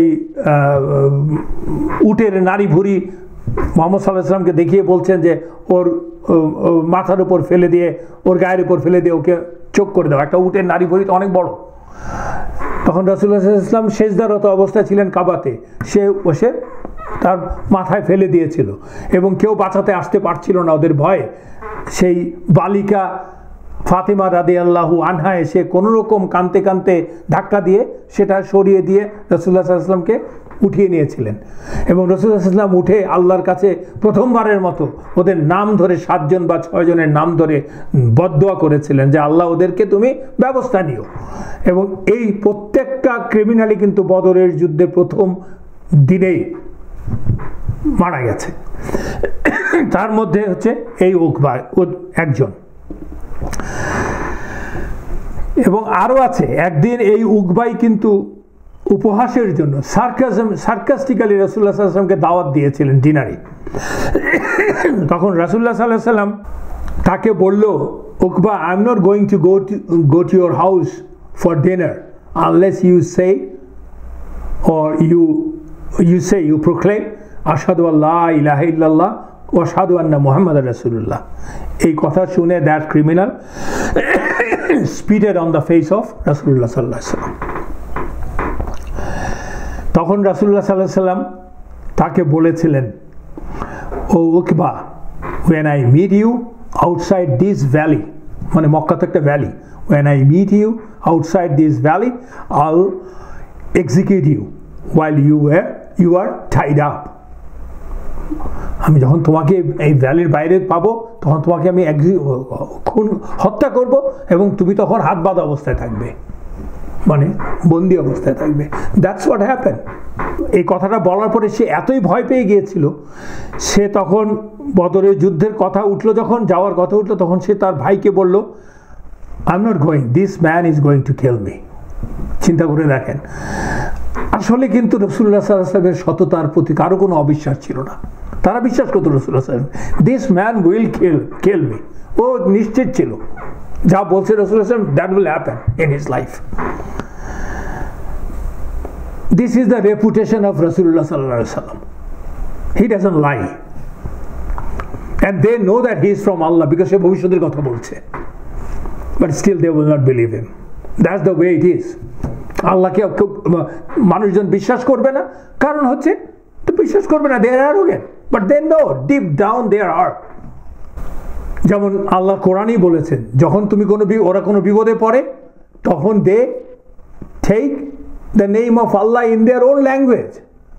যখন চরম বিপদে পড়ে, যখন সে বিপদ থেকে সে বেরিয়ে যায়, তখন they go back to their own whims and desires. So ও যখন যাবে না বলছে, তখন উকবারই একজন সহযোগী আর কি, সে বলছে যে, Uqba, don't think I'm going to buy you or get you the fastest camel in Arabia. তুমি ওটা নিয়ে যুদ্ধ করতে যাবা, যদি যুদ্ধের ময়দান থেকে সবাই পিঠ টান দিয়ে পালিয়ে যায়, তখন তুমি তোমার ওই ফাস্টেস্ট ক্যামেল দিয়ে সবার আগে চলে আসবা। So don't worry, go. তো এইসব নানান প্ররোচনায় সে আলটিমেটলি সিদ্ধান্ত নিল, we will go, and there are other incidents, we will talk about that ইনশাআল্লাহ। এবং চিন্তা করে দেখেন, যুদ্ধের ফলাফলটার সময় আমরা আগেই একটু বলে নিচ্ছি, সে হচ্ছে যুদ্ধে যখন কুরাইশরা পরাজিত হলো, clean defeat, they were just fling away, তখন ওই সময়ে কিন্তু উকবার যে উটটা ওকে দিয়েছিল, যে ফাস্টেস্ট উট, সে তাকিয়ে দেখে ওইটাই আগে সবার আগে হাওয়া হয়ে গেছে। মানে সে আর ওই উঠে কোত্থেকে যাবে, সে অসহায়ের মতো মাঠে দাঁড়িয়েছিল, কিং কর্তব্য বিমূঢ়, what he will do, and there is no camel, there is no partner, nobody is there, একা দাঁড়িয়ে আছে। তখন সাহাবারা এসে তাকে বন্দি করলো, অন্যদের সাথে বন্দি করে নিয়ে গেল এবং তাকে হত্যা করা হলো। ওই যে রাসূলুল্লাহ সাল্লাল্লাহু আলাইহি ওয়াসাল্লাম বলেছিলেন, I will kill you when you will be tied, মানে বন্দি। Umayya ibn Khalaf, who is Umayya ibn Khalaf? আমরা আগে বলেছি, Umayya ibn Khalaf is the owner of Bilal রাদিয়াল্লাহু আনহু, যে কিনা বিলাল রাদিয়াল্লাহু আনহুকে চরম টর্চার করেছে in connivance with Abu Jahl. সেও যেতে চায়নি। This criminals they didn't want to go. এবং he was a fat man, lazy fat man, moneyed man, Makkah elite of the Makkah, এবং he's a leader. সে একজনকে খুঁজে বের করলো যে তাকে পয়সা দিয়ে তার বদলে পাঠাবে, টাকা দিবে এবং তার বদলে যাবে। এই খবরটা শুনে আবু জাহাল তখন উমাইয়ার কাছে আসলো, এসে বলল, তুমি হচ্ছ আমাদের এই এলাকার, এই ভ্যালির one of the most elite noble person, তুমি যদি আমাদের সাথে না যাও তাহলে আমাদের সবাই নিরুৎসাহিত হয়ে যাবে। তুমিই তো হচ্ছে আমাদের উৎসাহ, তুমি যেতে চাচ্ছ না, তা কি করে হয়? কিন্তু তাতেও উমাইয়া রাজি হচ্ছে না। তখন আবু জাহেল করলো কি, গেল উকবার কাছে, ওই যে উকবার কথা আমরা একটু আগে বললাম, উকবার কাছে গেল, দুজনে মিলে একটা ফন্দি আঁকলো কিভাবে ওকে নেওয়া যায়। অন্ততপক্ষে let's try in a twisted way, আঙ্গুল বাঁকা করে তাকে নিই আর কি, এবং তাকে বিব্রত করার চেষ্টা করলো, অপমানিত করার চেষ্টা করলো। কিরকম করে করলো? ওরা দুজন মিলে একটা খুব সুন্দর পারফিউমের, মেয়েরা যে পারফিউম ইউজ করে, তখনও সবসময় মেয়েদের জিনিস আর ছেলেদের জিনিসের মধ্যে একটা পার্থক্য ছিল, যে মেয়েরা পারফিউম ইউজ করে সুন্দর পাত্রের মধ্যে করে, সেরকম একটা পারফিউমের বোতলের মধ্যে করে পারফিউম নিয়ে গেল ওদের নাদোয়াতে আর কি, নাদিতে গেল, যেখানে বসে ওরা মন্ত্রণা সভা করে খাবার সামনে, আমরা আগেই বলেছি। সেখানে গেল, ওখানে যেয়ে দেখে উমাইয়া ইবনে খালাফ বসে আছে তার আন্টুরাজদেরকে নিয়ে ইন এ গর্জিয়াস কার্পেট, অনেক গর্জিয়াস কার্পেট, অ্যান্ড খোঁজ গল্প করছে, খাওয়া দাওয়া চলছে। তো তখন ওখানে যাওয়ার পরে নিয়ে গেল কি, আসলে উকবাকে দিয়ে পাঠালো, আবু জাহেল নিজে নেয়নি, উকবাকে দিয়ে পাঠালো। পাঠিয়ে বলার পরে ওই পারফিউমের বোতলটা সে দিল যে উমাইয়া ইবনে খালাফকে, বললো এটা তোমার জন্য, তুমি এইটার যোগ্য, নাও এটা মেখে সেজে গুজে ঘরে বসে থাকো, তোমাকে দিয়ে কিছু হবে না। মানে আমরা বলি না তুমি চুরি পরে বসে থাকো, ওইরকম আর কি। তো এটা সবার সামনে সে একটা লিডার, তাকে এরকম অপমানিত করা, সে মহা রেগে গেল, রেগে গিয়ে ওকে গালাগালি করলো, গালাগালি করে উঠে বাড়ি চলে গেল। বাড়ি চলে যেয়ে ওর ওয়াইফকে বলল, তুমি বাজার থেকে আমার জন্য একটা দ্রুততম ঘোড়া কিনে নিয়ে আসো, পাঠিয়ে দাও ঘোড়া কিনতে, দ্রুততম ঘোড়া কিনতে পাঠিয়ে দাও, আমাকে যেতে হবে যুদ্ধে। কারণ দ্রুততম ঘোড়ার কথা বললো যে so that he can come back quick, পালিয়ে আসতে পারে তাড়াতাড়ি। তার মানে বদরের যুদ্ধে সে যে গেল, বাধ্য হয়েই গেল ইজ্জত বাঁচানোর জন্য। আরেকজনের কথা আমরা বলতে চাই, সে হচ্ছে হাকিম ইবেন হিজাম। হাকিম ইবেন হিজাম রাদিয়াল্লাহু আনহু। আমি যখন এর কথা বলবো তখন উনি মুশরিক ছিলেন, পরে উনি ইসলাম গ্রহণ করেছেন, এবং বদরের যুদ্ধে উনি মুশরিকদের সাথে করে বদরের যুদ্ধে গিয়েছিলেন। পরবর্তীকালে উনি নিজের মুখেই বলছেন, আমরা মক্কা ছেড়ে যখন আল উদওয়াহ নামক স্থানে পৌঁছালাম, যার রেফারেন্স আল্লাহ কোরআনে দিয়েছেন, আমরা মক্কা ছেড়ে যখন আল উদওয়াহ নামক স্থানে পৌঁছালাম, আমি উতবা ইবেন রাবিয়াকে বললাম, ও আবু ওয়ালিদ, মানে উতবার কুনিয়া হচ্ছে আবু ওয়ালিদ, ও আবু ওয়ালিদ, তুমি কি চাও না এই দিনটির সকল সম্মানের অধিকারী হতে এবং যা সারা জীবন তা স্মরণীয় করে রাখতে? উতবা তখন জিজ্ঞেস করলো, হোয়াট শুড আই ডু? তখন হাকিম বলছেন, তখন আমি বললাম, তোমরা তো আসলে কি চাচ্ছ? মুহাম্মদের কাছ থেকে তোমরা তোমাদের মিত্র আমির ইবেন আল হাদরামির যে ব্লাড মানি আছে সেটা চাও। So you pay his blood money to his relatives and go back with your people. এখানে আমি একটু বলছি যে এই কথাটা যে বললো, যে হাকিম বলছে উতবাকে, তোমরা তো মুসলমানদের কাছে, মোহাম্মদ সাল্লাল্লাহু আলাইহি ওয়াসাল্লামের কাছ থেকে, মানে মুসলমানদের কাছ থেকে কার ব্লাড মানি চাচ্ছ? আমির ইবেন আল হাদরামির ব্লাড মানি চাচ্ছ। আমির ইবেন হাদরামির ব্লাড মানিটা কখন চাচ্ছে? আপনারা মনে আছে কিনা, আমরা গত 2 ক্লাস আগে পড়েছিলাম যে ছোট ছোট যে সারিয়া এবং গাজওয়াত হয়েছিল, তার মধ্যে একটা ছিল, অনেক ডিটেল আমরা আলোচনা করেছিলাম, সারিয়াতুল নাখলা, যেটাতে কিনা আব্দুল্লাহ ইবেন জাহাশ রাদিয়াল্লাহু আনহু ওয়াজ দ্য লিডার, এবং সেখানে একজন মুশরিক মারা গিয়েছিল। সেটা ছিল রজবের, মনে আছে যদি মনে থাকে আপনাদের, রাসূল সাল্লাল্লাহু আলাইহি ওয়াসাল্লাম একটা চিঠি দিয়ে পাঠিয়েছিল যে নাখলাতে না যেয়ে ওই চিঠিটা খুলবা না, এবং ওখানে বলেছিল কেবলমাত্র ওদেরকে স্কাউটিং করা, ইনফরমেশন নেওয়া, নো কনফ্রন্টেশন। কিন্তু মানে ক্যারাভানের মালামাল দেখে ওঠার জন্য ইভেনচুয়ালি সাহাবারা 30শে রজব সন্ধ্যার আগে ওদেরকে অ্যাটাক করেছিল। রজবটা ছিল কি হারাম মাস, যেখানে যুদ্ধ করা নিষেধ, কতল করা নিষেধ, 4টার একটা মাস। সেখানে ওই আবদুল্লাহ ইবেন জাহাসের সাথে যিনি ছিলেন ওয়াকিদ ইবেন আবদুল্লাহ রাদিয়াল্লাহু আনহুর হাতে এই হাদরামি মারা গিয়েছিল। হি ওয়াজ কিল্ড ইন নাখলা। তো এইটা কিন্তু এটার ব্লাড মানি তো মুসলমানরা দেন নাই, আল্লাহ পরে সূরা নাজিল করেছেন, আমরা বলেছি ডিটেইল সেখানে। তো এর ব্লাড মানি চাও, তা আমরা ব্লাড মানি যদি এই ব্লাড মানি তো তোমার উনি বলছে যে উতবাকে বলছে যে এই উমাইয়াকে বলছে যে ব্লাড মানি যেহেতু চাচ্ছ এটা যদি তুমি দিয়ে দাও, তোমার লোকেরা তো চায়, মানে আবু জাহেলরা চায়, তাহলে এটা দিয়ে দাও, তুমি দিয়ে দিলে ওরা আর ফাইট করতে যাবে না, না গেলে তো এই রক্তক্ষরণ থেকে বেঁচে গেল। এবং সে নিজেও যেতে চাচ্ছে না, সেই কথাটাই বলছে আর কি। তখন উমাইয়া বলল, so you please make this happen, I will pay the blood money on behalf of Muslim. দেখেন শত্রু মুসলিমের জন্য হয়েও ব্লাড মানিটা দিয়ে যুদ্ধটা ঠেকাবে, ওর চাচ্ছে না। তো সেজন্য বলছে যে তুমি আবু জাহেলের কাছে গিয়ে বলো, যদি আমি হাদরামির ব্লাড মানি দিয়ে দেই তাহলে আবু জাহেল কি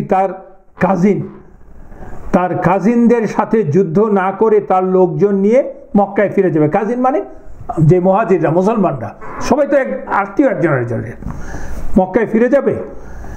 যদি যায় আমি ব্লাড মানিটা দিয়ে দিচ্ছি, তুমি যাই বলো আবু জাহেলকে। আবু জাহেলকে সে আর ফেস করতে চাচ্ছে না, অলরেডি তো আবু জাহেল তাকে অপমান করে ফেলছে। তো সেই অনুযায়ী হাকিম গেলেন আবু জাহেলের কাছে, যেয়ে দেখলেন যে আবু জাহেলের সাথে তখন ওই হাদরামি যে মারা গেছে তার ভাইও আছে, কারণ ব্লাড মানি তো তার ভাইকে দিতে হবে, আত্মীয়কে দিতে হবে। উতবার যে প্রস্তাবটা সেটা হাকিম বলল, বলে তাকে বোঝানোর চেষ্টা করলো যে এই অযথা নিজেদের মধ্যে রক্তক্ষরণ করে নিজের আপন লোকদের মধ্যে তুমি যেতেও আর হারলেও তোমারই লোকের মৃত্যু হবে, জিতলেও তোমারই কাজিনের মৃত্যু হবে। সো লেটস গো ব্যাক, ওই টাকাটা দিয়ে দাও, তোমার সেই টাকা দেওয়ার জন্য তো উমাইয়া রাজি হয়েছে, সো দিয়ে দাও। তখন এইটা শুনে আবু জাহেল এটা রিজেক্ট তো করলোই, এবং বাজেভাবে রিজেক্ট করলো, তাকে অপমানিত করার চেষ্টা করলো। সে বলল, উতবা কি তোমাকে ছাড়া আর কোনো যোগ্য লোককে পায় নাই এই কথা বলে পাঠানোর জন্য আমার কাছে, মানে তাকে টু লুক ডাউন আপন হিম। এর থেকে আপনি কি দেখতে পাচ্ছি যে উতবা কিন্তু আসলে জানতো, যে বিলিভ করতো যে রাসূলুল্লাহ সাল্লাল্লাহু আলাইহি ওয়াসাল্লাম is a truthful person and also from Allah. কোনো এক সময় কিন্তু মক্কাতে সে বলেছিল যে রাসূলুল্লাহ সাল্লাল্লাহু আলাইহি ওয়াসাল্লামকে উদ্দেশ্য করে, if he becomes strong leader, king of Arabia, that is a gain for us. If he becomes the king or the powerful one in Arabia, that is Rasulullah sallallahu alaihi wasallam, then it is good for us. It benefits us. Karun, he is our Quraysh, one of our Qurayshi, and he is a noble man. He is a good person, and he will definitely forgive us. দেখেন কনফিডেন্সটা কি রাসূলুল্লাহ সাল্লাল্লাহু আলাইহি ওয়াসাল্লামের উপরে। এবং সে এটাও বলছে তখন তার রাজত্ব, তার ডোমেইন হবে আমাদের রাজত্ব, তার রাজত্ব আমাদের রাজত্ব একই হয়ে যাবে, এবং তার সম্মান আমাদের সম্মান। So we are not going to lose anything. If somebody else kills him, that's there, but আমাদের তো তার সাথে কিছু করার দরকার নাই। সো এই কথা কিন্তু আগে থেকেই সে বলেছিল, তাই না? কিন্তু Abu Jahl, he was a staunch enemy, he was a criminal, he didn't budge. এইরকম যখন চলছে তখন ইবলিস দেখে যে আরে things are going out of hand. ইবলিসের কাজই তো কি, সবাইকে আল্লাহর বিমুখ করে দেওয়া। সে তখন ইবলিস, he just came up with a প্ল্যানটা কি, কোরাইশ আর বনু বাকর এই দুইটা গোত্রের মধ্যে বেশ কিছুদিন ধরে বেশ কিছু বছর ধরে একটা রাইভালরি চলছে। কি? It's because of killing. একজন আরেকজনের লোককে কিল করেছে, জাহেলি যুগের কিলিং, যে থেকে ওদের মধ্যে মারামারি চলছে, একজন আরেকজনকে চেস করছে এক গ্রুপে, কিন্তু এখনো সেটা রিজলভ হয়নি।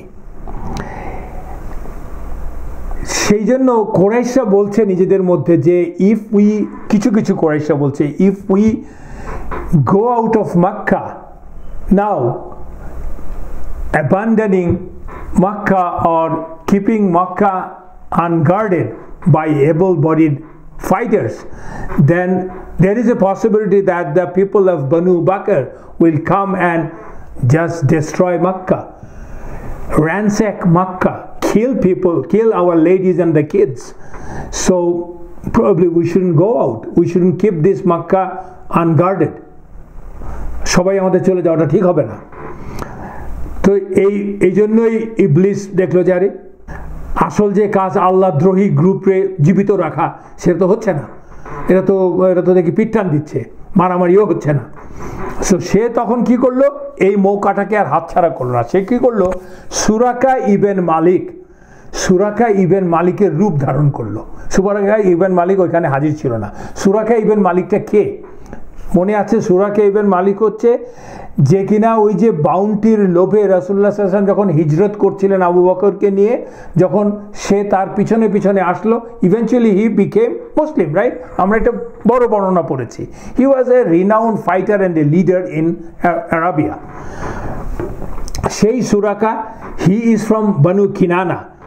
Banu Kinana actually is the umbrella tribe of Banu Bakr, like কোরাইশের মধ্যে আমরা আগে বলছি বনু হাশেম, বনু মুত্তালিব, নানান গ্রুপ আছে, রাইট? সো ঠিক তেমনি বনু কিনানা, তার সে লিডার, এবং সে তার রূপ ধারণ করে সে বলল যে don't worry, I will stop them, they will not come and fight you guys in Makkah, you do your stuff, I will take care of Banu Bakr. Anyways, আমরা আজকের মতো এখানেই শেষ করছি। সুবহানাকা আল্লাহুম্মা ওয়া বিহামদিক, আশহাদু আল্লা ইলাহা ইল্লা আনতা, আস্তাগফিরুকা ওয়া আতুবু ইলাইক। আসসালামু আলাইকুম ওয়া রাহমাতুল্লাহি ওয়া বারাকাতুহু।